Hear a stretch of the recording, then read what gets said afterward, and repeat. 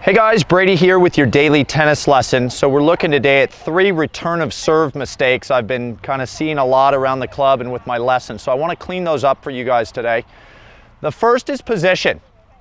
I think it's very common that in return of serve, there are a lot of you guys out there that feel extra comfortable with this huge amount of space between you and the baseline, essentially feeling like you're giving yourselves more time on the return of serve.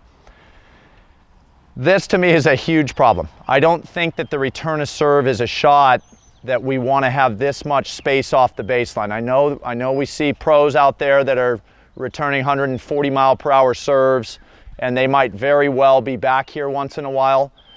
I think it's more common that you would even see pros who are returning against big serves hugging the baseline a little more because they're trying to cut the ball off. You got to remember, this serve comes in with the ability to angle and force movement out of you guys.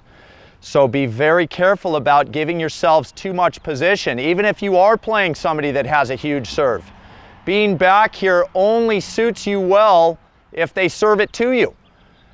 But covering angles out wide and even covering the serve down the tee, if they've got that big of a serve, they very well probably have some pretty good placement. You guys are going to get extremely exposed back here unless the ball is finding your body more on that straight line, and I just don't think that's very common.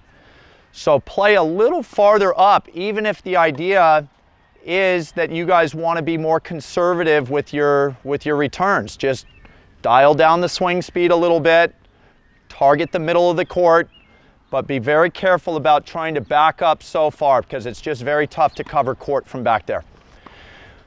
The second, and probably the most common and appropriate tip I can give you guys on the return of serve to clean these shots up is the aggressiveness I'm seeing. And by that, there are 2 ways that you guys are too aggressive on the return of serve. One are the huge, fast swings. You know, there's 20 seconds most likely between the last point you played and this point. And every once in a while we get frustrated with how we played a point. We give ourselves 20 seconds to build up this idea of how great we're going to be on this next return, and we lock in to hitting the ball hard, and we haven't even seen what the opponent's given us yet. So I would very, very strongly advise not to take the giant strokes that I'm seeing. Tighten up the backswings a little bit. If you guys want to hit the ball a little harder on your return every once in a while, get a little more of a push off with the body, but improve your timing instead of feeling like you're just going to tee off on the ball. Those huge swings are just not good on the return of serve. The other way that I'm seeing too much aggressiveness on the return is where we're targeting. Very often we get back here, we're thinking, oh, their advantage is their serve. I better hit this great shot. All right, I'm going to hit down the line. I better hit the line or I'm in big trouble. Or I'm going to hit the drop shot cross court and I'm going to hit the sideline over there. It's these obscure little targets that give your opponents these free points. Start shrinking the court a little bit. Get some height over the net. I'm not telling you to hit right back to them, but shrink the court so that you force these servers to play tennis. The worst thing in the world as a returner is giving away missed returns when the opportunity is there to put the pressure back on them. Force them to hold by making a couple shots. Height over the net, spin, some depth. Stay away from the sidelines on the return of serve. I'm seeing that way too often, that the aggressiveness in the target is resulting in way too many free points on the server side. Thirdly, maybe not as appropriate for some of you, but back to the athleticism we're seeing in the pro game. I see this cookie cutter split step. You guys are out there split stepping because your coaches are telling you to do that, because you see the pros doing it, and it's a little nonchalant. It's, you know, okay, I split stepped. If we're dealing with a player with a pretty good serve, that didn't serve me well at all. I might as well stand flat-footed and lean on my heels. We want to start taking on this return of serve as one of the more athletic reactions we have in tennis.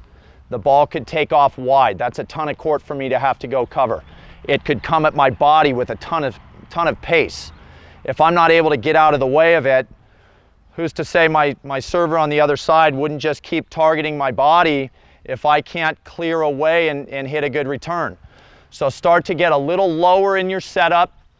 Every pro out there, save maybe Monfils, who just, actually even Monfils has, even though it's awkward, still a pretty athletic return stance. But I would drop you guys down a little bit, feel the weight shift forward in your ready position, and then take a little more of a big split. And you can see I'm loaded up now to be able to drive my legs to either side, and if need be, jump out of the way of the ball if I got a body serve hit at me. You guys would be shocked at how much better your returns are when you give more of an athletic reaction simply in your setup. All right, so that's a little more of a nuance, but improve those split steps. You guys will appreciate how much better those returns come off the racket. And that's all I got for you guys today, so I hope that was really helpful. Please click like below this video, and if you have not subscribed to our channel yet, please do so. As well as check down below me in the description of this video. You guys will find 3 free courses that Mark and I have put together. I think you'll find those fantastic as well. All right, so until next time, be well. We'll see you soon.